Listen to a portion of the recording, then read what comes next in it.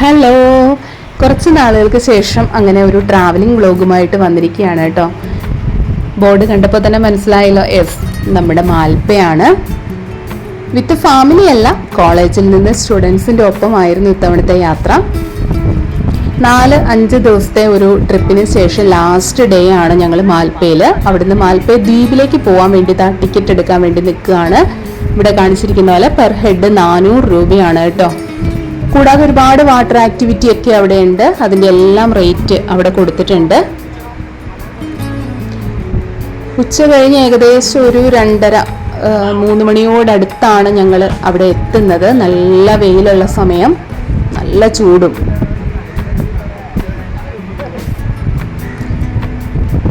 ഞങ്ങളുടെ കൂടെ 30 കുട്ടികൾ, പിന്നെ 2 ടീച്ചേഴ്സ്, ഒരു സാർ, ഇങ്ങനെയായിരുന്നു കേട്ടോ. 33 പേരടങ്ങുന്ന ഒരു ടീമാണ്. ബസ്സിലെ സ്റ്റാഫും ഒപ്പം കൂടെ ഉണ്ടായിരുന്നു. നല്ലൊരു സർവീസ് ആയിരുന്നു കേട്ടോ അവരുടെ, നല്ലൊരു പാക്കേജ് തന്നെയായിരുന്നു.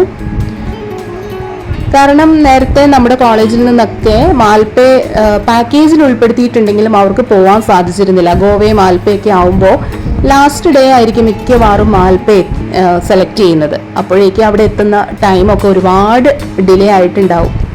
ഇത് തന്നെ ഒരുപാട് മണിക്കൂറുകൾ ബസ്സിലിരുന്നിട്ടാണ് ഇവിടേക്കൊന്ന് എത്തിയത്. രാവിലെ നേരത്തെ ഞങ്ങൾ പുറപ്പെട്ട യാത്രയാണ്, എന്നിട്ട് തന്നെയാണ് ഇത്രയും ടൈം ആയത്. എന്തായാലും കുട്ടികളെല്ലാം നല്ല ഹാപ്പിയാണ്, എല്ലാവരും പോവാനുള്ള ത്രില്ലിലാണ്. അങ്ങനെ ദേ ബോട്ട് വന്നു, കയറട്ടെ കേട്ടോ.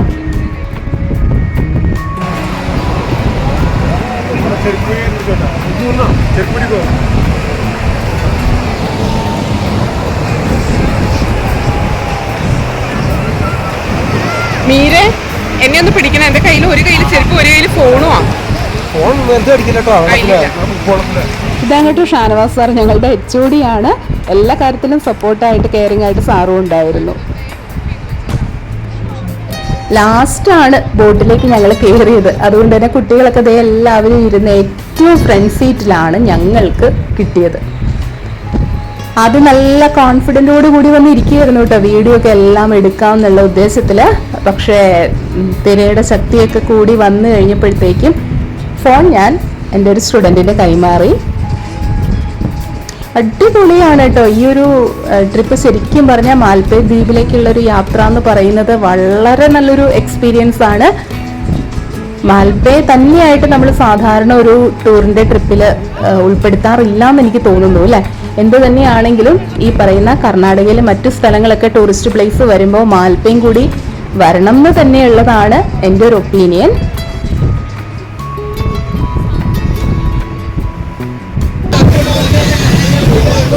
ഈ പറയുന്ന പാരാസൈലിംഗ് എന്ന് പറയുന്നതിന് അവിടെ മണിക്കൂറിന് 1000 രൂപയാണ്. അടിപൊളി അല്ലേ.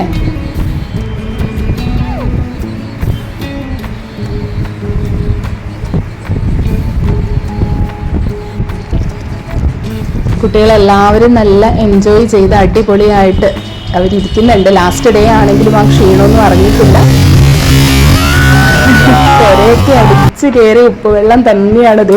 തല വഴി നനഞ്ഞു കുളിച്ചിരിക്കുകയാണ് അവിടെ ഇരുന്നിട്ട്.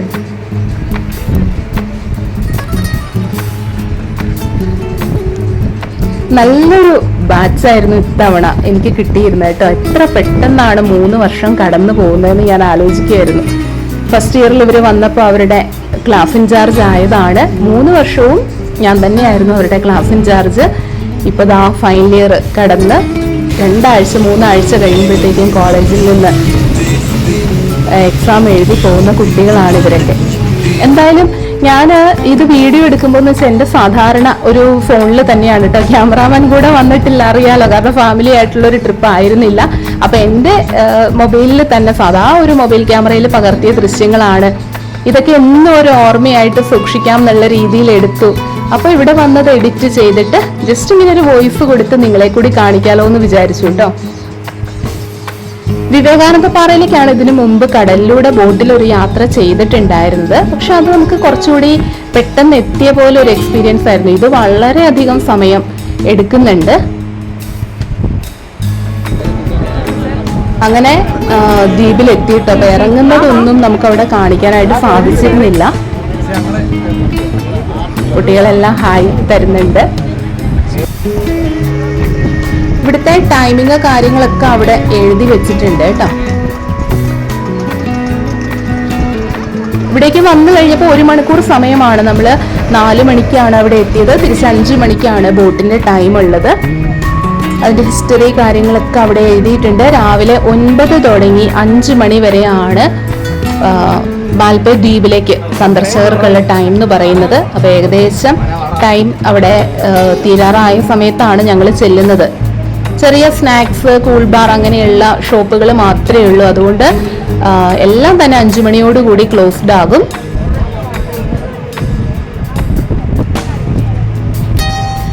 മാൽപ്പേ ബീച്ചിൽ വന്നപ്പോൾ നമുക്ക് നല്ല ചൂടായിരുന്നു. 2:30-3 മണി സമയത്തല്ലേ. ഇപ്പോൾ വെയിലുണ്ട്, പക്ഷെ വെയിലിന്റെ ചൂട് നമ്മൾ ഒട്ടും അറിയുന്നില്ല. നല്ലൊരു കാറ്റാണ് അവിടെ. ഒരുപാട് നമുക്കിങ്ങനെ നടന്ന് ഫോട്ടോസ് എടുക്കാനും റീൽസ് എടുക്കാനും ഒക്കെ പറ്റിയതാണ്. ഇത് ഇതുപോലെ കണ്ടോ, നിറയെ കക്കത്തോടുകളാണ് അവിടെ എല്ലാം കേട്ടോ. അതുകൊണ്ട് ആ ഒരു പൈപ്പിൽ നിന്ന് വെള്ളം വരുന്നതിന്റെ നല്ലൊരു ക്രിയേറ്റിവിറ്റി അല്ലേ. അത് മുഴുവൻ ശരിക്കും പറഞ്ഞാൽ ബോട്ടിൽ, പ്ലാസ്റ്റിക് ബോട്ടിൽ കൊണ്ട് തന്നെ ഉണ്ടാക്കിയിരിക്കുന്നതാണ്.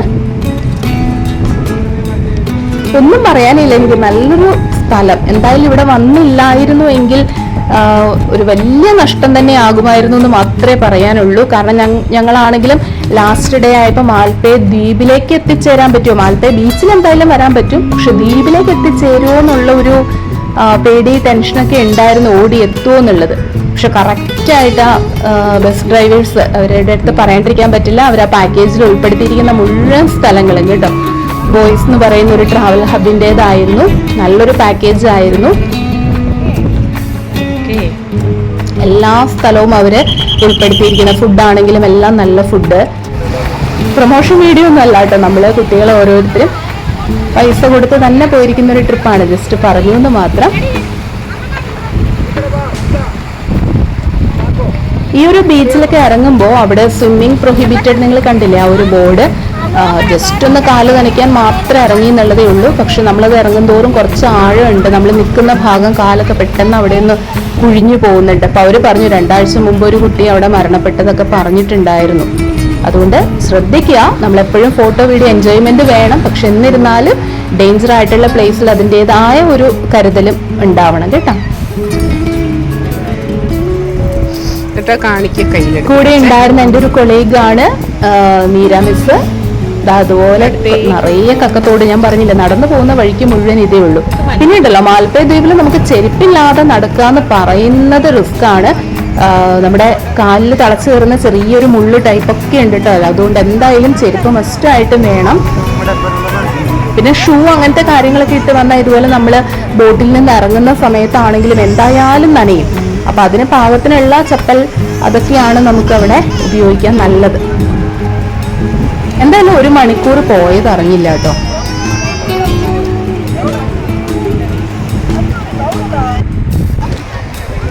ഫ്രണ്ട് ക്യാമില് വീഡിയോ എടുത്തിട്ടുള്ള ഒരു പരീക്ഷണമായിരുന്നു. വെറുതെ ഒന്ന് നോക്കിയതാണ്. ബാക്കിലുള്ള വ്യൂ ഒക്കെ നല്ല അടിപൊളിയായിട്ടുണ്ട് അല്ലേ.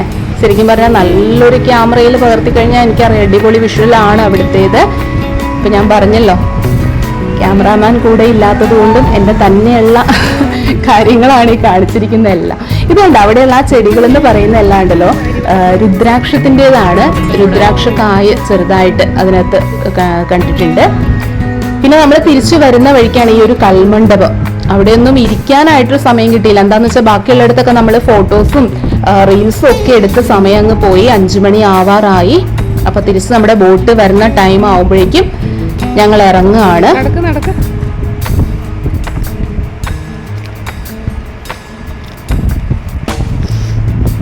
നല്ലൊരു ബാച്ച്, നല്ലൊരു കുട്ടികളെന്ന് ഞാൻ പറഞ്ഞില്ലേ, അത് വേറൊന്നും കൊണ്ടല്ല. ഇതുപോലെ തന്നെ ഒരു ടൈം പറഞ്ഞിട്ടുണ്ടെങ്കിൽ സാധാരണ ട്രിപ്പിന് നമുക്ക് കൊണ്ടുപോകുമ്പോൾ ടീച്ചേഴ്സിന് അറിയാം ഒരു സമയം പറഞ്ഞാൽ എല്ലാവരും അവിടെ എത്തിച്ചേരാനായിട്ട്. പിന്നെ 2-3 പേര് മിസ്സിങ് ആവും.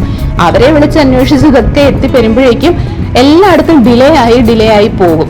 അപ്പൊ ഇതങ്ങനെയൊന്നുമില്ല, എല്ലാം കറക്റ്റ് സമയത്ത് എത്തിക്കാൻ സാധിച്ചതിൽ തീർച്ചയായിട്ടും ഈ കുട്ടികൾക്ക് നല്ലൊരു പങ്കുണ്ട്. നമ്മൾ ഒരു ടൈം പറഞ്ഞിട്ടുണ്ടെങ്കിൽ ആ ടൈം ആകുമ്പോഴത്തേക്കും എന്താ എല്ലാവരും അവിടെ എത്തിച്ചേരും. അപ്പൊ നമ്മൾ 5 മണി എന്ന് പറഞ്ഞപ്പോഴത്തേക്ക് ഇവരൊക്കെ ഓരോ സ്ഥലത്ത് ഫോട്ടോ എടുക്കാനൊക്കെ ആയിട്ട് പോയേക്കായിരുന്നു. ആ ടൈം ആയപ്പോഴത്തേക്കും കുറച്ചുപേരൊക്കെ ആയിട്ട് എത്തി വരുന്നുണ്ട്. ഫുള്ളായിട്ടുള്ള ഒരു വ്ളോഗ് എടുക്കണം എന്നൊക്കെ അവർ എൻ്റെ അടുത്ത് പറഞ്ഞതായിരുന്നു കേട്ടോ. പക്ഷെ ഈ ഒരു ഞാൻ പറഞ്ഞില്ലേ ക്യാമറയുടെ പ്രശ്നങ്ങൾ കൊണ്ടും ഒക്കെ എന്തോ പറ്റിയാൽ ഷോർട്സ് ആക്കാം, ഇല്ലെങ്കിൽ അതെന്റെ ഫോണിൽ അതൊരു ഓർമ്മയായിട്ട് അങ്ങനെ ഇരിക്കട്ടെ കുട്ടികളുടെ കൂടെയുള്ള ഒരു യാത്ര എന്ന് വെച്ച് എടുത്ത ഒരു വീഡിയോ. പക്ഷെ ഈ ഒരു സ്ഥലം കണ്ടു കഴിഞ്ഞപ്പോൾ നിങ്ങളെ അത് കാണിക്കണം എന്ന് തോന്നിയതുകൊണ്ടാണ് കേട്ടോ അത് വീഡിയോ ആയിട്ട് തന്നെ പോസ്റ്റ് ചെയ്യുന്നത്. അങ്ങനെ ഓരോരുത്തരും തിരിച്ചു പോയിക്കൊണ്ടിരിക്കുന്നു. ബോട്ടുകൾ ഓരോന്നായി എത്തിക്കൊണ്ടിരിക്കുന്നു തിരിച്ച് കൊണ്ടുപോകാനായിട്ട്.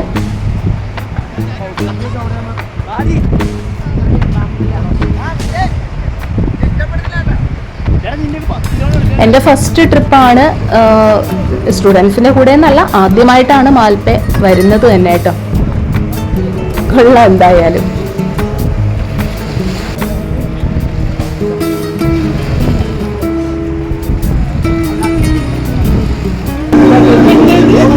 തിരിച്ചങ്ങനെ പോവാണ്. തിരിച്ച് ബോട്ടിൽ കയറുന്നത് വീഡിയോ എടുക്കാനായിട്ട് പറ്റിയില്ല.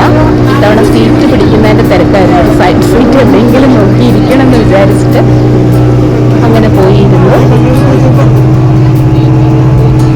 വലിയ യാത്രാ ബോട്ടുകളൊക്കെ ഉണ്ടോ അവിടെ ഉണ്ട്. നമുക്ക് കറക്റ്റ് പാകത്തിന് നന്നായി. അതുകൊണ്ട് ആ ഒരു പ്രൈവസി ഉണ്ടായിരുന്നു ആ ഒരു ബോട്ടിൽ എന്ന് പറയുമ്പോൾ. ഞങ്ങളുടെ കുട്ടികൾ, ഞങ്ങൾ സ്റ്റാഫും അതുപോലെ ബസ്സിലെ സ്റ്റാഫ് അവരൊക്കെ തന്നെ ഉണ്ടായിരുന്നുള്ളൂ.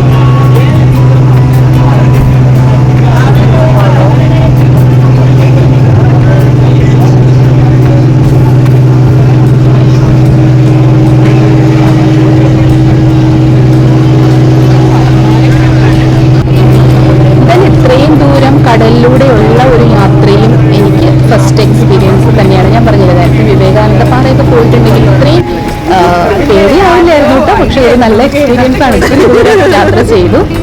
വെറുതെ അല്ലല്ലോ, പെർ ഹെഡ് 400 എന്ന് പറയുമ്പോൾ തന്നെ അറിയാലോ. അങ്ങനെ നമ്മളിതാ ബീച്ചിലേക്ക് എത്തുന്നു. ബീച്ചിലേക്ക് എത്തുമ്പോഴത്തേക്കും അവിടെ കണ്ടോ, അവിടെ നിറഞ്ഞു ആളുകളെ കൊണ്ട്. ഈവനിങ് ടൈം ആയല്ലോ, 5 മണി കഴിഞ്ഞു. ബീച്ച് ഫുൾ ആക്റ്റീവ് ആയിട്ടുണ്ട്.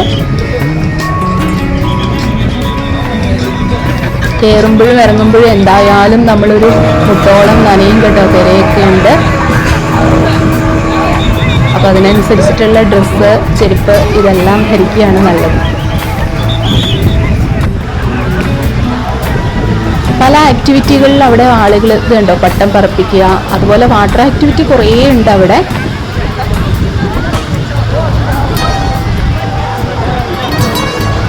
വെറുതെ ആ ബീച്ചിൽ ഇരുന്നാൽ തന്നെ സമയം പോകാനുള്ള കാര്യങ്ങളുണ്ട് കേട്ടോ.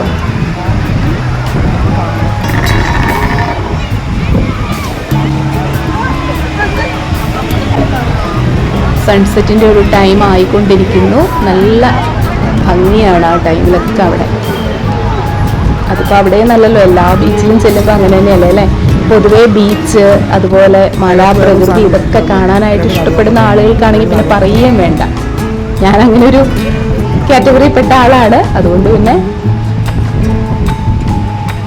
അങ്ങനെ ഇവിടെയും 7 മണി വരെയാണ് കുട്ടികളോട് സമയം നമ്മൾ പറഞ്ഞിരുന്നത്.